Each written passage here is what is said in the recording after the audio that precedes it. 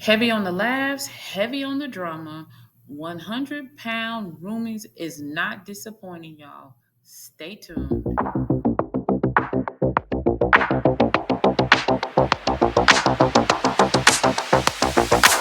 Hey, y'all. Welcome back to Are Y'all Watching?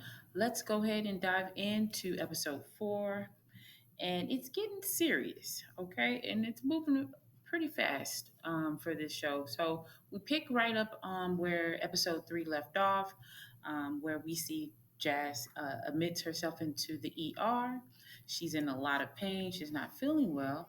And it's pretty tough to watch her go through this, because she is trying, or her motivation is to get well for her daughter, lose this weight for her daughter. So as you see this, you're wondering like if she's making the right decision, and she we hope that she makes it through safely.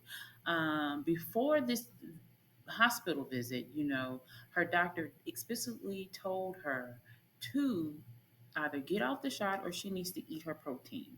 So you kind of see that Jazz is not doing what she needs to do properly for the surgery that she wants um, by taking care of herself, which causes a lot of things. So you can see that she is not taking the doctor seriously about that. So now she's dealing with the consequences. Um, it turns out that she has arthritis. So now she is now having to take medicine for the pain.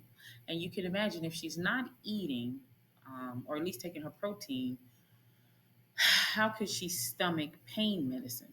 I mean, because I know I don't even like medicine, so I don't really take it. But if you take it on empty stomach, more than likely you're not going to feel well. So the medicine and not eating properly is probably also making her not feel 100% either, as you can see when we, watch episode 4. So now here is where things get messy. Nisha already told Jazz about the shot. Nisha is against this shot, but Nisha is flipping it around as if the shot is the cause of everything that Jazz is going through. But once again, Jazz is not doing what she's supposed to do properly. I'm not saying that she will be 100% feeling better and she'll be herself, her normal self, but you do have to listen to what your doctor's saying, and you do need to take your protein and things like that to allow your body to adjust. You can't just completely not eat. Okay, so because she's not following doctor's orders, it's making her sick, and niche. And it's making her sick as well as it's making Nisha feel uncomfortable about the whole shot thing. So once again, Nisha is finding another excuse to why she's not willing or going to be a willing participant on that. Like I said, Nisha is a, a, a good support system, but at the same time, she is letting people know that she always finds excuses to why she's not doing something.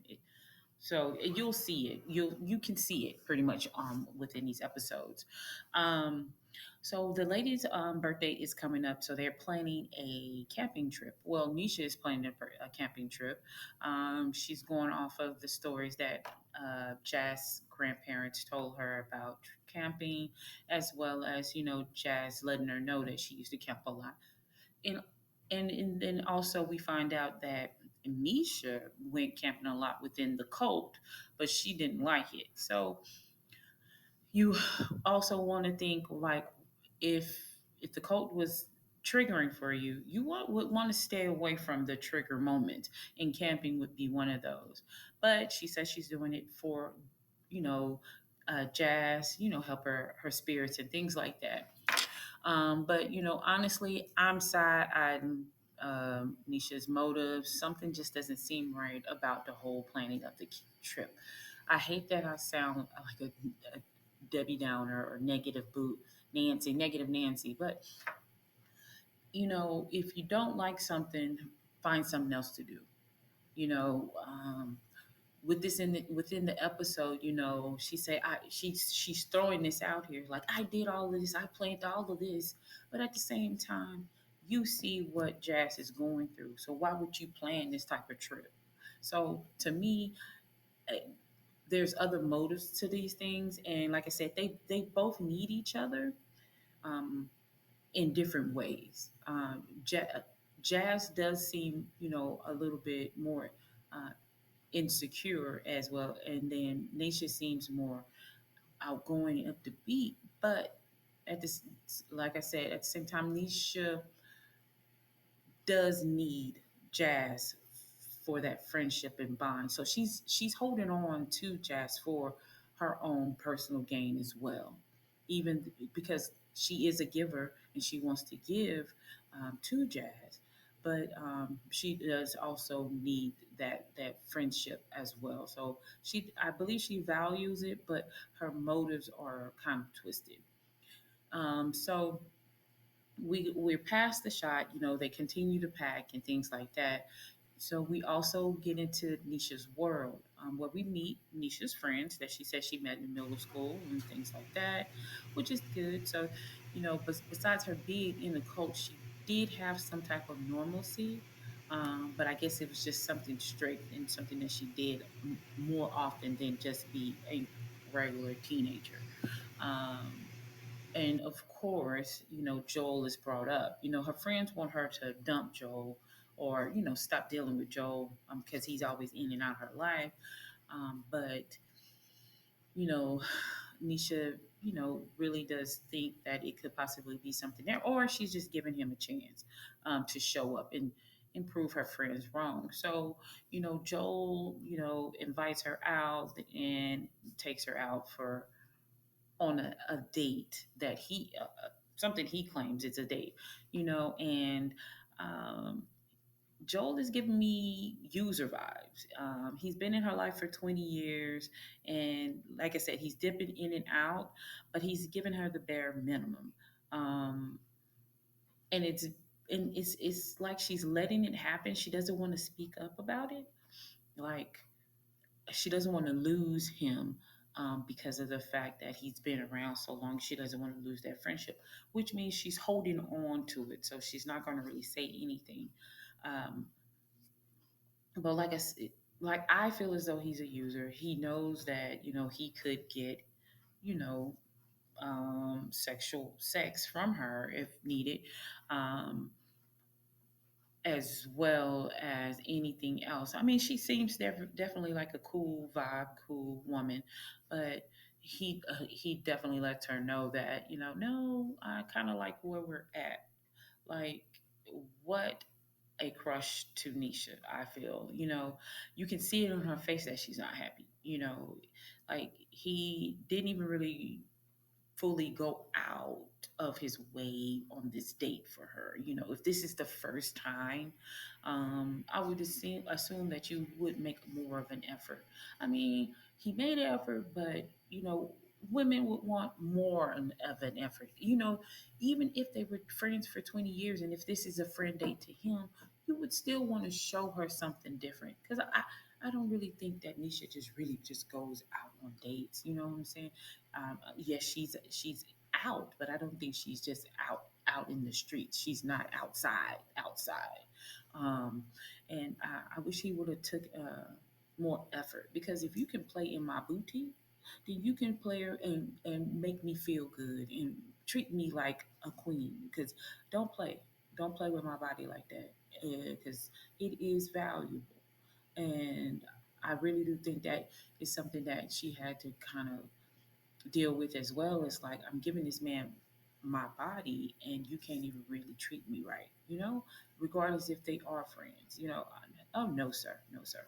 So like I said, you can see it on her face that she is being used. And the thing is about Nisha, she did speak her mind, and they got came to an understanding that he let her know that this is just nothing more. But she let him know that I'm not happy with it. So at this particular point, she flips it. Nisha, she shares her feelings, and then you see the resilience in her. Like she bounces back. She has those moments where she lets out her cry, as you see. But for the most part, Nisha is that girl that will hold in her feelings and not let them get the best of her. She's going to continue on, and I do love that about her because for most people, crying and showing all your feelings appears to be weak. She's definitely showing that she's strong.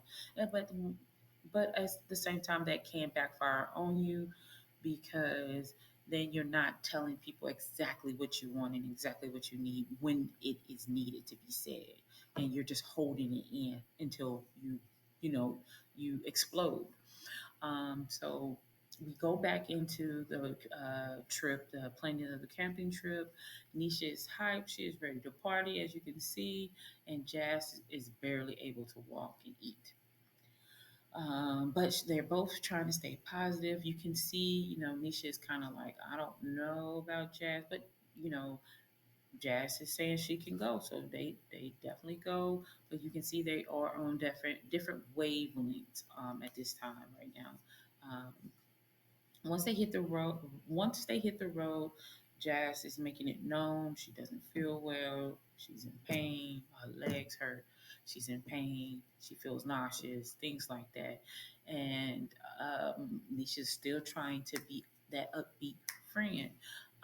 But I feel as though she's definitely having this thing of distracting herself from what happened with Joel. But as they arrive, the trip the trip was a trip. Okay, the ladies were going up mountains and hills and things like that, things that they haven't really done in a long time. So they had to get used to that. But as they get to the cabin, they feel like they were bamboozled. Okay. Um, Nisha said, I can't fit in this cabin. They said this will fit six people. It can't even fit one of me, But for the most part, they are trying to make the best of it. Um, so now Nisha's dealing with disappointment as well as feeling like Jazz is ruining the trip. You know, Even though Jazz is not intentionally ruining the trip, in your for somebody that is trying to saying that they're doing something for someone, you would think you would put that into person in your mind that hey, she's not even trying to have fun. I don't care what she's going through. um, I did this for you. Get over it. And you can see that that's what Nisha is like. Just get over it. Like, let's have fun. But that is making the tension rise within the friend group. So they have two Anisha friends, and then they have an extra friend coming along. These friends are very encouraging friends to the both of the ladies. They definitely are there to listen to them and express, let the ladies express, Nisha and Jess express how they are feeling about the entire situation of what's going on, because they can see that their friendship dynamic is not the same as before. Nisha explains, Jazz has not been the same since the medicine, and Jazz is explaining, I hurt and I'm scared. So the ladies really do need to come together and really speak with each other about what's going on and not hold it in. Because if you can tell other people about what's going on, you can speak with each other, unless you fear the reaction from the other person. Um, but like I said, I truly feel bad for the both of them, because of the feeling of being unappreciated by Nisha, and then Jazz just feeling insecure and not knowing what's happening with her body. I will say, I don't know if anybody else noticed this, but for some reason, Nisha B is always saying some weird things about the black community, or black people don't do this. We don't go camping. This ain't black people stuff. Like, is it because of her being so secluded and not doing things in life? Or is it the fact that she really is just trying to make jokes and make be lighthearted about things? But to me, it's like, don't say things that you don't know, because Black folks camp.